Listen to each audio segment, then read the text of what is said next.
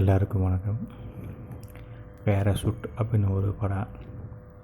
இது late review தான். Sorry, அதுக்கு முதல்ல சாரி சொல்லிக்கிறேன். படத்தை வந்து பார்த்திங்கன்னா அதில் உழைச்ச உழைப்பாளர்கள் எல்லாத்துக்குமே எனக்கு என்னோடய வாழ்த்துக்கள், டைரக்டரை தவிர. அது ஏன்னு அப்புறம் சொல்கிறேன்.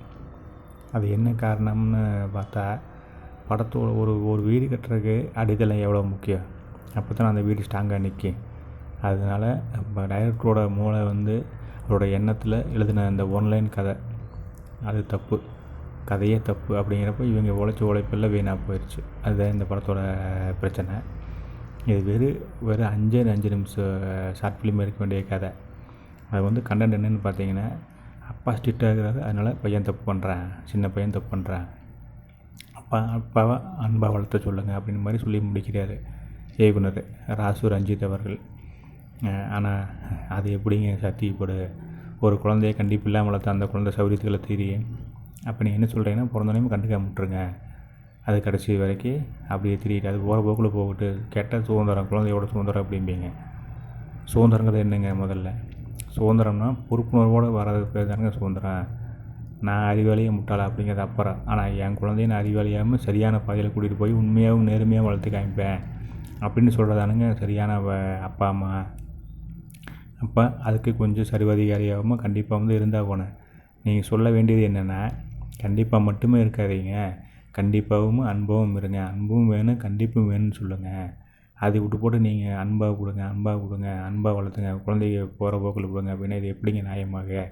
போகிற போக்கில் விட்டங்காட்டு சௌரியத்துக்கு தெரியுதுங்க. பல குழந்தைங்க இந்த 2K கிட்ஸ் எல்லாம் முடி சௌரியத்துக்கு வெட்டி தெரியுறாங்க, தாடி விட்டுக்கிறாங்க. 15 வயசுலேயே பிள்ளைய லவ் பண்ணிவிட்டு அப்யூஸ் பண்ணுறாங்க. பிள்ளைகிட்ட லவ் பண்ணுறவன் தான் பெரிய வீரன் அப்படிங்கிற மாதிரி காமிக்கிறாங்க. வண்டியில் வந்து வேகமாக போகிறது, 4 பேர்த்து வச்சு வீலிங் பண்ணுறது தான் பெரிய வீர சாகசம், நான் பெரிய வீரன் நம்ப வைக்கிறாங்க.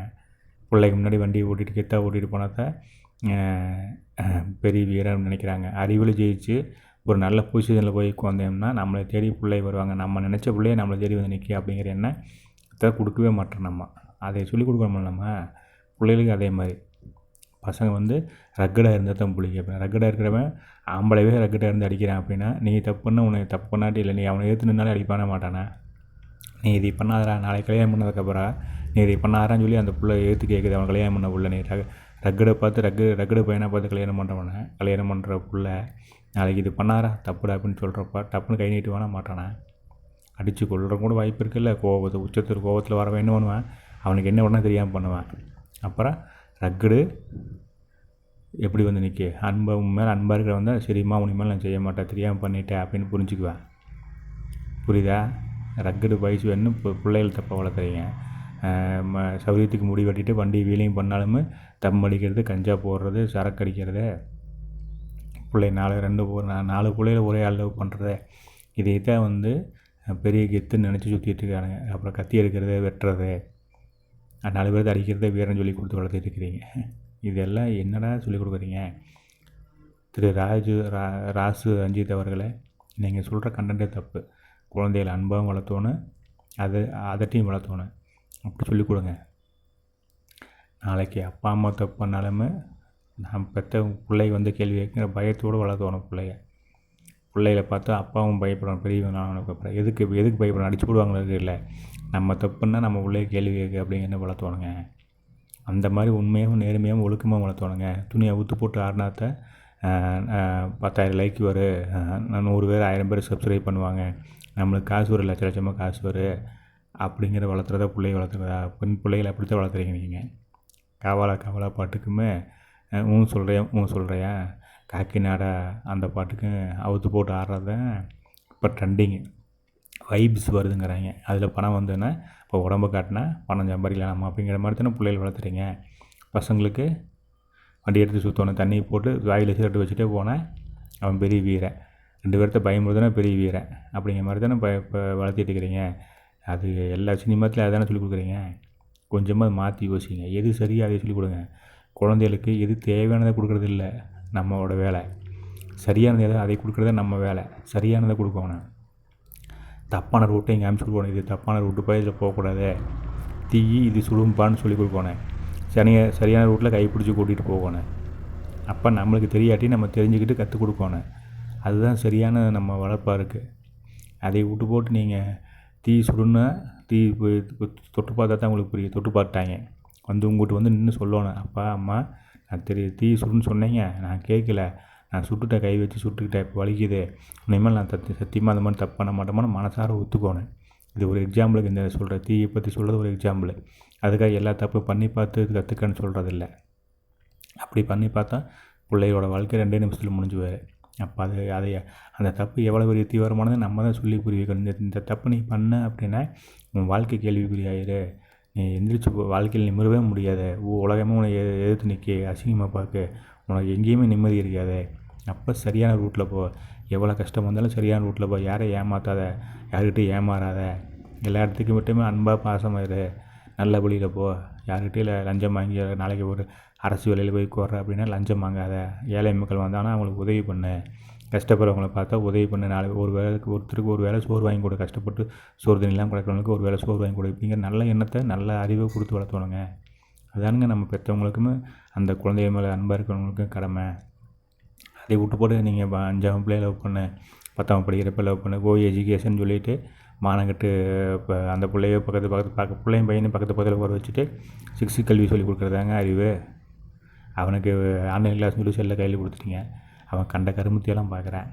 அந்த கருமத்தை பார்த்துட்டு அவன் காய்ச்சி பிடிச்சிட்டு வேணும்னுவேன், அவன் எதாவது பிள்ளைகளை அட்டாக் பண்ண தான் செய்வேன். இப்போ சமீபத்தில் ஒரு பிள்ளை பேசிகிட்டு இருக்குது. அந்த பிள்ளை பேர் சொல்ல வேண்டாம், விடுங்க. நான் வந்து என்னோடய சொந்தத்தை நான் பண்ணுறேன்னு சொல்லி போட்டு என்கிட்ட துணியை அவுத்து போட்டு காமிச்சிட்டு இருக்குதாம்மா. அதுக்கு 6500 பேர் சப்ஸ்கிரைப் பண்ணி வச்சுக்கிறாங்க. அதை வந்து 400 ரூபா கொடுத்து சப்ஸ்கிரைப் பண்ணுறாங்க, 399 ரூபா. அப்போ ஒரு 6500 பேர் சப்ஸ்கிரைப் பண்ணால் எத்தனையோ 1000 வியூ போகுது. அதுக்கு வியூஸ் போகிறப்ப அதுக்கு மாதம் 26 லட்சம் ரூபா பணம் வருதுங்கிறாங்க. அப்போ என்ன ஆகுது, அந்த பிள்ளைய பார்த்து கற்றுக்கிற பிள்ளை என்ன கற்றுக்க, நம்மளும் உடம்ப காமிச்சா இந்த உலகத்தில் காசு சம்பாரித்து உயர்வாக லக்ஸுரி பட்ஜெட்டில் வாழல, ராயல் வாழ்க்கை வாழல அப்படின்னு தானே யோசிப்பாங்க. அப்போ இது சரியா? அப்போ அந்த 6500 பேர் சப்ஸ்கிரைப் பண்ண 400 ரூபா கொடுத்து அவன்லாம் இந்த அன்பாக வளர்ந்தவன் தான். நீங்கள் சொல்கிற மாதிரி அன்பு கொடுத்து அன்பாக பாசம் காட்டி நீ பண்ணுறது பண்ணு சாமி, நீ கேட்குறப்பெல்லாம் காசு கொடுக்கணும் காசு கொடுத்து வளர்த்தாங்க பார்த்தீங்களா, அவங்க பண்ண அந்த அப்பனாத்த பண்ண தப்புத்த அவனுக்கு கொஞ்சமாவது கில்ட்டி ஃபீலிங் இருந்தால் ஒரு பிள்ளைய நம்ம இப்படி தப்பாக பார்க்கக்கூடாதுன்னு சொல்லி அறிவு வருமா? என் பொண்டாட்டி தவிர வேறு யாரையும் பார்க்க மாட்டேங்கிற எண்ணம் வந்துன்னா அவன் அந்த 400 ரூபா கொடுத்து சப்ஸ்கிரைப் பண்ணுவானா? அப்போ அவனுக்கு ஒரு கில்ட்டி ஃபீலிங் வரணும். அவனுக்கு ஐயோ இது அடுத்தவங்களுக்கு தப்பு, நல்ல முறையில் வளர்ந்தானா அவன் அந்த 6500 ரூபா இப்போ 6500 பேரும் சப்ஸ்கிரைப் பண்ணியிருக்க மாட்டாங்க. அந்த பிள்ளைய பார்த்துட்டு ஒன்றா அந்த பிள்ளைய அட்டாக் பண்ணுவாங்க, காய்ச்சி வெறியாகி ஒன்றா அந்த வீடியோவில் வர பிள்ளைய அட்டாக் பண்ணுவாங்க, அந்த பிள்ளைக்கு பாதிப்பு. அப்படி அந்த வீடியோவில் வர பிள்ளைய அட்டாக் பண்ண முடியாத தூரத்தில் அந்த பிள்ளை இருந்தேன்னா பக்கத்தில் யார் கிடைச்சாலும் அட்டாக் பண்ணுவாங்க. அப்போ அது என்ன ஆகுது, போக்சோ சட்டம் ஆகுது, பாலியல் பிரச்சனை ஆகுது, ரேப் கேஸ் ஆகுது. இவன் வாழ்க்கை என்னாச்சு? அப்போ நீங்கள் எந்த சமூகத்தை உருவாக்குறீங்க? இப்போவே கஞ்சா குடிக்கிறான், கவர்மெண்ட் ஸ்கூலில் கஞ்சா குடிச்சிட்டு இருக்கிறேன், தண்ணி போடுறது தான் சொல்லி கொடுத்துட்ருக்கிறீங்க, நல்லா வளர்த்துறீங்கடா வருங்காலத்தை. ஆனால் இந்த படம் ஒரு டைம் குடும்பத்தோடு பார்க்கலாங்க, அவ்வளோதாங்க. அதில் ஆபாச கண்டென்ட்டோ ஆபாச காட்சிகளோ எதுவும் இல்லை தான். நடித்தவங்க எல்லாம் ஓரளவுக்கு நல்லா நடிச்சுக்கிறாங்க. கிஷோர் நல்லா நடிச்சுக்கிறாரு, கனி அதாவது குக் வித் கோமாளி கனி நடிச்சுக்கிறாங்க குழந்தையோட அம்மாவை. அவங்களுக்கு கொஞ்சம் நடிப்பு வரல, இன்னும் கொஞ்சம் நல்லா நடிக்கணும், அது உங்களோட குறைய சொல்கிறேன். மற்ற எல்லாருமே நல்லா நடிச்சுக்கிறாங்க. விஷ்ணுவர்தனோட தம்பி கிருஷ்ணா நடிச்சிருக்காரு, போலீஸ் வராரு, அவர் ஒரு நேர்மையான அதிகாரி மாதிரி வராரு. ஆனால் அந்த கேரக்டர் இந்த கதைக்கு தேவையே இல்லை. இது பேர் 5 நிமிஷம் ஷார்ட் ஃபிலிமுங்க. இது 5 எபிசோடை எடுத்து வச்சு தப்பான விஷயத்தை மக்கள்கிட்ட திணிக்கிறாங்க, மக்கள்கிட்டையும் அடுத்த தலைமுறைகிட்டையும் திணிக்கிறாங்க. சுதந்திரங்கிறது பொறுப்புணர்வோடு வர்றது பேர் தானுங்க சுதந்திரம். தான் தவறு சௌரியத்துக்கு அவுத்து போட்டு தெரியும் அப்படிங்கிற பேர் சுதந்திரம் இல்லைங்க. நன்றி, வணக்கம். எல்லாருக்கும் நல்ல எண்ணங்களை விதிப்போம். உலகம் சமநிலை பெற வேண்டும்.